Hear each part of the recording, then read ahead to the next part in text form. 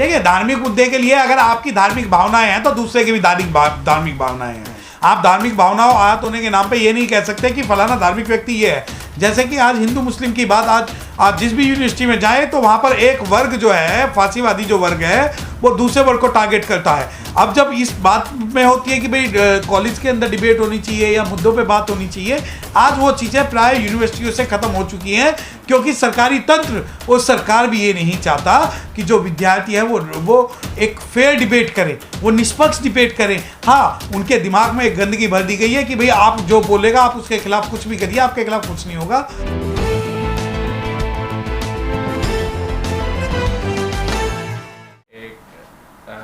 Professor रतन लाल को लेकर एक इशू खड़ा हुआ, उनके विवादित एक ट्वीट पर जो टिप्पणी उन्होंने की थी। अब उस मामले में बेल हो चुकी है रतन लाल जी के खिलाफ, क्योंकि उनकी अरेस्टिंग बड़े एक सियासी रूप से उनकी अरेस्टिंग को बताया जा रहा था। आपने पूरा प्रकरण में इन्वॉल्व रहे और उनकी जो है बेल भी कराई, उसके बावजूद भी वो विवाद थमता नजर नहीं आ रहा है। अब ऐसे में क्या कहेंगे, जिस तरह का मामला कल यूनिवर्सिटी के बाहर कुछ लड़कों ने जो प्रोटेस्ट किया, उसमें भी FIR हुई है और एक मीडिया चैनल के साथ जो है अभद्रता भी की है। देखिए, ये प्रोपेगेंडा जो उन लोगों के द्वारा फैलाया जा रहा है, बेसिकली हम कई मनवादियों के द्वारा फैलाया जा रहा है, क्योंकि उन्हें लगता है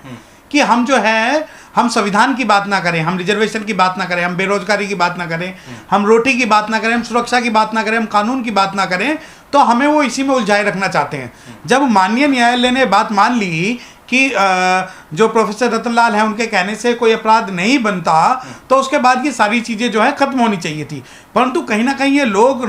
रोज़ नए प्रपंच रचते हैं। कभी प्रोफेसर रवि कुमार पर हमला करते हैं, कभी प्रोफेसर रतन लाल पे हमला करते हैं, कभी जो बहुजन मीडिया चैनल से उन पे हमला करते हैं, कभी प्रोटेस्ट निकालते हैं। तो ये हमें उन्हीं मुद्दों में उलझाए रखना चाहते हैं जिन मुद्दों में ये हैं। देखिए, मैं आपको बताना चाहता हूँ कि हमारे बुद्धिजीवी जो लोग हैं वो ना हिंदू की बात करते हैं, ना मुस्लिम की बात करते हैं, ना जाति की बात करते हैं, ना धर्म की बात करते हैं। जब बात आती है लड़ने की तो संविधान की बात करते हैं, 13 पॉइंट रोस्टर की बात करते हैं, रिजर्वेशन की बात करते हैं, नौकरियों की बात करते हैं, महंगाई की बात करते हैं। परंतु इन मुद्दों को ये पुनर्जीवित करके, इन मुद्दों को हाईलाइट करके ये चाहते हैं कि हमारे समाज का जो बुद्धिजीवी वर्ग है वो भी सिर्फ इन चीज़ों में लगा रहे, जो कि हमारा बुद्धिजीवी वर्ग नहीं चाहता। देखिए, प्रोफेसर रतन लाल जी ने एक स्टेटमेंट दिया, उस स्टेटमेंट की जो व्याख्या है वो कोर्ट ने भी कर दी, और कोर्ट ने ये माना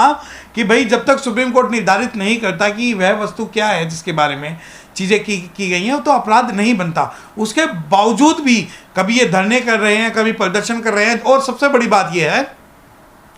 कि ये जो बहुजन मीडिया जब कोई सवाल करती है, संवैधानिक और लोकतांत्रिक सवाल करती है, तो उस पर हमले करते हैं। और जब उन पे हमला होता है तो कोई भी जो मनुवादी मीडिया है या गोदी मीडिया है वो इस खबर को नहीं चलाता कि किस प्रकार बहुजन मीडिया को टारगेट किया जा रहा है। ना, सवाल यहाँ पर केवल ये नहीं कि बहुजन मीडिया की बात हो रही है, सवाल ये है कि जो बुद्धिजीवी वर्ग है उनको भी टारगेट किया जा रहा है। वो बोलते हैं तो उनके खिलाफ FIR दर्ज करा दी जाती है, उनके साथ मार पिटाई होती है और उनके ऊपर प्रेशर क्रिएट किया जाता है, और यहाँ तक कि उनकी नौकरियाँ करने से भी मुश्किल कर दिया जाता है। तो आज जब ये देखिए कि जब हम कहते हैं कि हमारे पास मौलिक अधिकार है, हमारे पास वाक और अभिव्यक्ति की स्वतंत्रता का अधिकार है, उस स्वतंत्रता को स्टेट स्पॉन्सर्ड टेररिज्म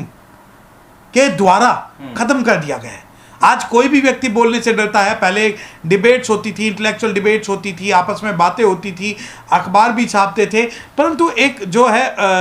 एक माहौल था कि व्यक्ति अपनी बात रख सकते। बाबा साहब डॉक्टर भीमराव अम्बेडकर साहब ने कहा था कि जब तक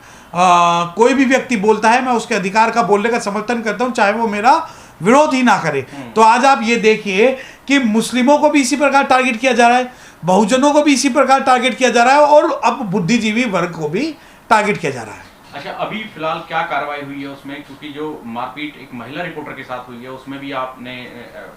इन्वॉल्व हुए हैं आप, और आगे आकर उसमें FIR कराएंगे, किन धाराओं में मामला बना है और अब क्या कार्रवाई हुई है प्रशासन की? देखिए, जिस महिला के खिलाफ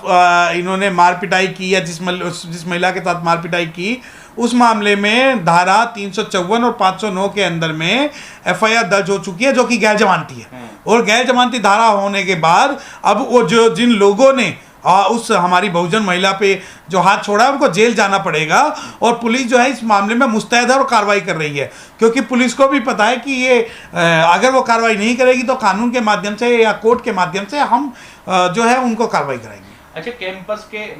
अंदर इन्होंने प्रोटेस्ट किया जो आरोपी हैं, और क्या ये स्टूडेंट्स थे वहीं उसी कॉलेज के, या कोई बाहर आउटसाइडर थे जिन्होंने कैंपस के अंदर पुतला जलाया प्रोफेसर रतन लाल का, और उसके बाद बाहर जो जिस तरह का प्रोटेस्ट ये कर रहे थे उसको लेकर? देखिए जी, अगर आप इन्हें कहते हैं कि विद्यार्थी हैं तो विद्यार्थी अर्थी उठाने वाले ये लोग हैं, क्योंकि विद्यार्थी का मतलब ये नहीं कि आप पुतले जलाएंगे। आप अगर किसी भी बात से असहमत है तो लोकतांत्रिक तरीकों से, प्रक्रिया से उसका विरोध कीजिए। अब ये देखिए कि आज जो है गुंडई हो रहा है, गुंडई का शासन हो रहा है कि स्टूडेंट्स के नाम पे किसी को भी अटैक करा दीजिए, किसी को भी पिटवा दीजिए, किसी के साथ भी बदतमीजी करा दीजिए। अरे भाई, हमारी माताएं, हमारी बहनें भी कुछ भी बोलने का अधिकार रखती हैं, और उनके पास ये, अब ये देखिए कि उनके पक्ष में बोलने वाली महिलाएं जो हैं उन्हें तो ये Z+ की सुरक्षा दे देते हैं, परंतु जो बहुजन महिलाएं, जो बहुजन पत्रकार हैं या बहुजन समाज है, उसके खिलाफ ये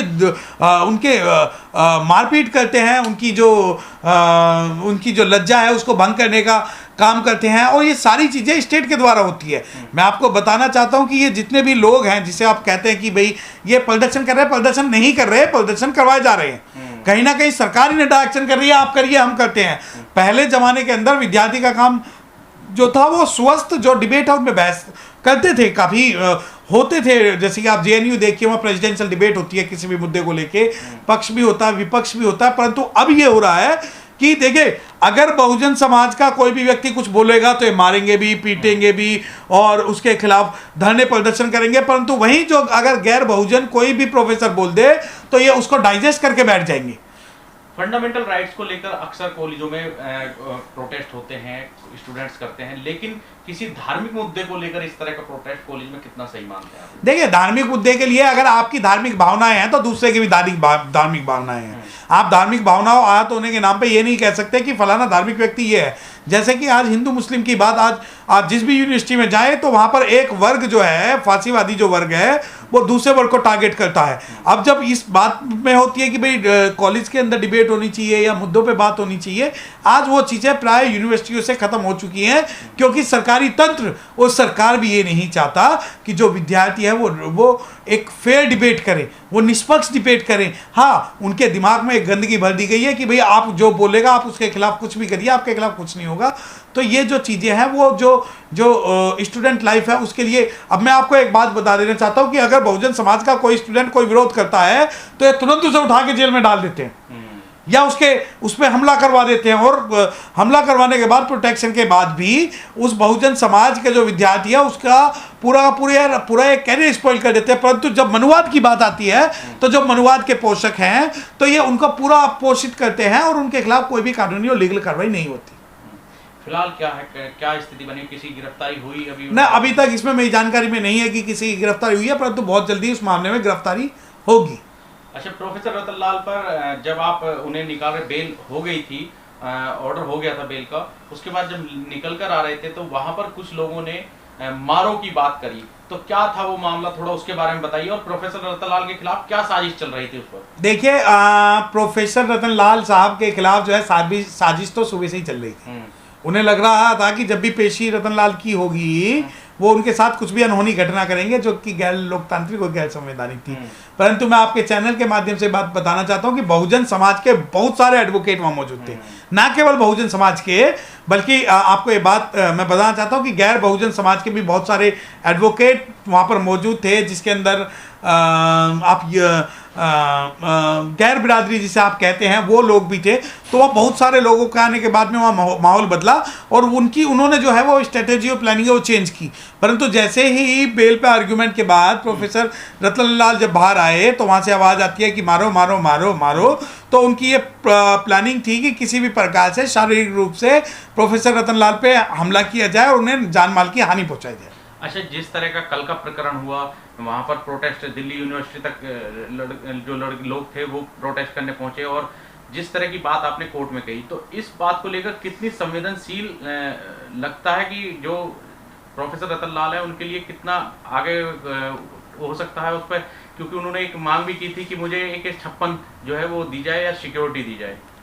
देखिए, प्रोफेसर रतन लाल की जो सिक्योरिटी है वो दिल्ली पुलिस की है, ठीक है। दिल्ली पुलिस को सुनिश्चित करना होगा कि उन पर कोई हमला ना हो। जहाँ तक बात डिमांड आर्म लाइसेंस की है, ये रतन लाल जी का प्रोग्रेटिव है कि, और SC/ST एक्ट के अंडर में भी ये प्रावधान है कि अगर कोई आपके ऊपर अपराध होता है तो आपको आर्म लाइसेंस दिया जाने में प्रायोरिटी होगी। तो उन्हें अगर लाइसेंस मिलता है, लेकिन लाइसेंस एक बहुत सेकेंडरी चीज़ है, उससे पहले जो है उनकी सुरक्षा करनी चाहिए, क्योंकि बहुत संवेदनशील मुद्दा इसलिए है क्योंकि मीडिया जो है, मीडिया सिर्फ इस वजह से उनके विरोध में नहीं है, या लोग इस वजह से उनके विरोध में नहीं है कि उन्होंने एक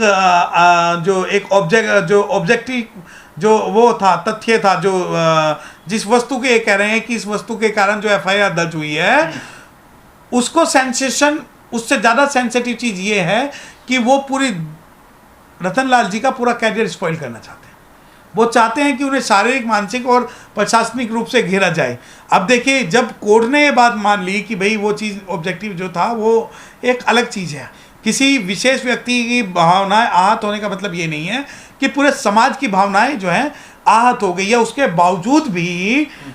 दिन प्रतिदिन जो वो लोग हैं वो सोच रहे हैं कि रतन लाल अकेले हैं और हम उन पे जो है कोई भी आरोप प्रत्यारोप कर सकते हैं, या उनके ऊपर कोई भी आरोप लगा सकते हैं, या उन पे हमला कर सकते हैं। परंतु